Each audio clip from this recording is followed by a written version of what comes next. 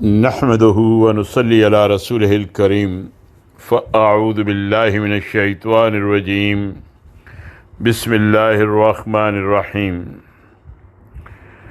احسان شناسی اور خیر خواہی، آج اس مضمون کا ہم مطالعہ کریں گے۔ اسے مولانا یوسف اصلاحی صاحب نے تحریر کیا ہے۔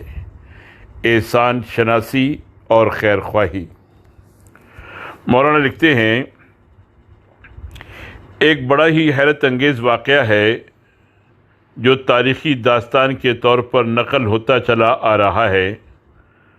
اللہ جانتا ہے کہ یہ واقعہ سچا ہے یا محض من گھڑت، مگر یہ حقیقت ہے کہ اس میں نصیحت حاصل کرنے والوں کے لیے بڑا ہی سبق ہے۔ گزرے وقتوں کی بات ہے کہ ایک بادشاہ اپنے غلام پر بڑا مہربان تھا۔ ہر وقت وہ اس کو انعام و اکرام سے نوازتا رہتا تھا اور غلام نہایت ہی عیش و عزت سے زندگی کے دن گزار رہا تھا۔ شومی قسمت ایک دن بادشاہ کو غلام کی کوئی حرکت ناگوار گزری اور وہ اس پر برس پڑا اور اسے بہت کچھ سخت سست کہہ ڈالا۔ غلام نے بھلا اس طرح کی ڈانٹ پھٹکار کب سنی تھی؟ وہ تو ہمیشہ سے عنایتوں اور نوازشوں کا عادی تھا۔ وہ بہت رنجیدہ ہوا اور رنجیدہ رہنے لگا۔ آخرکار اس نے ایک دن وہاں سے نکل جانے کا ارادہ کیا اور بغیر کچھ کہے سنے ایک دن وہاں سے فرار ہو گیا۔ بادشاہ نے غلام کی تلاش میں ہر طرف اپنے لوگوں کو روانہ کیا۔ لوگوں نے ہر طرف تلاش کیا لیکن غلام نہ ملا۔ بادشاہ غلام کے ساتھ ہمیشہ ہی نیکی کرتا تھا۔ بادشاہ کو اس بات کی بے پناہ تکلیف ہوئی کہ اس نے اپنے اس غلام کے ساتھ ہمیشہ نیک سلوک کیا، انعام و اکرام سے نوازا، شفقت و محبت سے پیش آیا، اور ایک دن غصے میں کچھ کہہ دیا تو وہ ایسا احسان فراموش نکلا کہ زندگی بھر کے احسانات اور انعامات کو اس نے یکسر بھلا دیا، اور اس نے دل میں یہ طے کیا کہ آخر کبھی نہ کبھی تو وہ ملے گا۔ جب بھی وہ مل گیا اس کی گردن اڑائے بغیر نہ مانوں گا، اور وہ اس دن کا انتظار کرنے لگا۔ ادھر غلام بادشاہ کو چھوڑ کر چلا تو آیا، مگر وہ بادشاہ کا حسن سلوک اور اس کے احسانات بھلا نہ سکا۔ جب بھی اسے بادشاہ کے حسن سلوک کی یاد آتی تو وہ بادشاہ کی خدمت میں حاضر ہونے اور اپنا قصور معاف کرانے کے لیے بے چین ہو جاتا، مگر خدمت میں حاضری کے لیے اس کی ہمت نہ ہوتی۔ اس شش و پنج میں ایک مدت گزر گئی۔ آخر ایک دن غلام نے ہمت کر ہی لی۔ اس نے فیصلہ کیا کہ وہ ضرور اپنے محسن کی خدمت میں حاضر ہو کر اپنے قصور کی معافی چاہے گا۔ یہ سوچ کر وہ روانہ ہوا اور بادشاہ کی خدمت میں پہنچ گیا۔ غلام کو بادشاہ کی خدمت میں پیش کیا گیا، اور اس سے پہلے کہ وہ کہے، بادشاہ غصے میں گرجا، بلاؤ جلاد کو، اور جلاد کو حکم دیا کہ اڑا دو اس کی گردن۔ جلاد حکم پاتے ہی ننگی تلوار لیے آگے بڑھا۔ غلام نے نہایت عجز و انکساری سے بادشاہ سے عرض کیا، حضور یہ گردن حاضر ہے، اس پر آپ کے احسانات کا بہت بوجھ ہے، اسے اڑا دیجئے، مگر چند منٹ کی مہلت دیجئے کہ میں اپنے رب سے دعا کر لوں۔ بادشاہ نے غصے سے کہا، مانگ لے جو دعا مانگنا چاہتا ہے، مگر تیری گردن اڑا دینے کا میں فیصلہ کر چکا ہوں۔ دعا کی اجازت ملتے ہی جلاد پیچھے کو ہٹا اور غلام نے دونوں ہاتھ دعا کے لیے اٹھائے۔ وہ یوں گویا ہوا، اے میرے رب، جس آقا نے آج میری گردن اڑانے کا حکم دیا ہے، زندگی بھر اس نے مجھ پر نوازشیں کی ہیں، اس نے مجھے عزت و اقبال سے نوازا ہے۔ پروردگار، اس آقا کے مجھ پر بے پناہ احسانات ہیں۔ پروردگار، یہ آج مجھ سے قتل کرا رہے ہیں، میں تجھے گواہ بنا کر کہتا ہوں کہ میں نے اپنا خون ان کو معاف کر دیا، اور تجھ سے درخواست کرتا ہوں کہ کل حشر کے میدان میں ان کی پکڑ نہ کرنا۔ میں اپنے اس محسن کو کل حشر کے میدان میں شرمندہ نہ دیکھ سکوں۔ پروردگار، میں اپنا خون ان کو معاف کرتا ہوں، تو بھی کل میدان حشر میں ان کو معاف کر دینا۔ اس محسن کے ہاں گزارے ہوئے صبح و شام میری زندگی کے یادگار اور زندگی کے حاصل صبح و شام ہیں۔ پروردگار، تو اس سے بھی زیادہ عزت و اکرام سے ان کو نوازنا۔ غلام دل کی گہرائیوں سے یہ دعا مانگ رہا تھا اور بادشاہ کے دل کی کیفیت بدل رہی تھی۔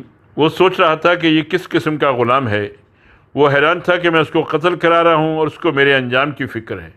یہ میری آخرت اور عاقبت کا کس قدر خیر خواہ ہے، یہ وہاں کی پکڑ سے مجھے بچانے کے لیے بے چین ہے۔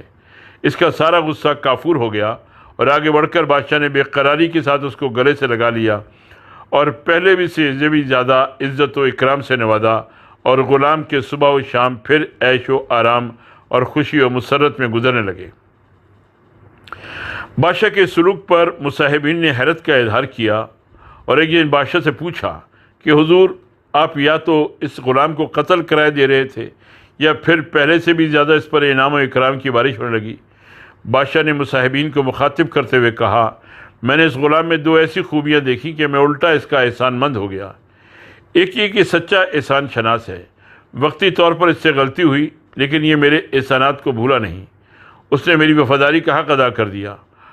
اور دوسری خوبی یہ کہ اس نے میری وہ خیر خواہی کی کہ اس خیر خواہی تک میری سوچ نے بھی کبھی میرا ساتھ نہ دیا۔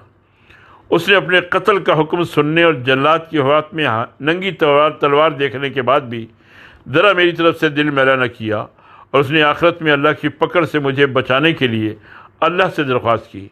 اپنی جان دے کر بھی اس نے مجھے شرمندہ اور معتوب دیکھنا گوارا نہ کیا۔ اس سے بڑی کوئی خیر خواہی نہیں ہو سکتی۔ حقیقت یہ ہے کہ انسان کی یہ دو خوبیاں، ایک احسان شناسی اور دوسری سچی خیر خواہی، ایسی بنیادی خوبیاں ہیں کہ جو نہ صرف بندے کو انسان کی نظر میں محبوب اور قابل قدر بناتی ہیں بلکہ اللہ کی نظر میں بھی وہ بندہ قابل قدر اور محبوب ہوتا ہے۔ ایمان کی راہ احسان شناسی اور شکر گزاری ہی تو ہے۔ اللہ کی نعمتوں کے احساس سے سرشار ہو کر جب بندہ دل کی گہرائیوں سے اللہ کا شکر ادا کرتے ہوئے کہتا ہے الحمدللہ رب العالمین، تو یہی احسان مندی اور شکر گزاری کا جذبہ اس پر ایمان کی راہ کھولتا ہے۔ بندہ اس جذبے سے بےتاب ہو کر اپنے رب سے درخواست کرتا ہے کہ پروردگار، مجھ پر وہ راستہ واضح کر دے کہ میں تیرا شکر گزار اور مطیع فرمان بن کر زندگی گزاروں اور تیرے ناشکروں اور نافرمانوں میں میرا شمار نہ ہو۔ اور اللہ اپنے ہی بندے پر ایمان و ہدایت کی راہ کھولتا ہے۔ اور رسول پاک صلی اللہ علیہ وسلم نے فرمایا ہے کہ ایمان کی لذت اسی بندے کو ملتی ہے جو دوسروں کا سچا خیر خواہ ہوتا ہے اور دوسروں کے لیے وہی چاہتا ہے جو وہ اپنے لیے چاہتا ہے۔ ہر بندے کی آرزو چاہت یہی ہے کہ کل حشر کے میدان میں اسے شرمندگی نہ ہو اور اس کا خالق بھی اس سے راضی ہو۔ بڑی سے بڑی قربانی دے کر بھی وہ اپنے بھائی کے لیے یہی چاہے اور آرزو کرے تو واقعی وہ سچا خیر خواہ ہے۔ اللہ اور اللہ کے رسول صلی اللہ علیہ وسلم نے اس شخص کو ایمان کا لذت شناس تسلیم ہی نہیں کیا ہے جو اپنے بھائی کا سچا خیر خواہ نہ ہو، اس کے لیے بھی وہی نہ چاہے جو اپنے لیے چاہتا ہے۔ اللہ کے رسول صلی اللہ علیہ وسلم کا ارشاد ہے، لا یؤمن احدکم حتی یحب لاخیہ ما یحب لنفسہ، رواہ البخاری۔ تم میں سے کوئی شخص ایمان کو پا ہی نہیں سکتا جب تک وہ اپنے بھائی کے لیے بھی وہی نہ چاہے جو وہ اپنے لیے چاہتا ہے۔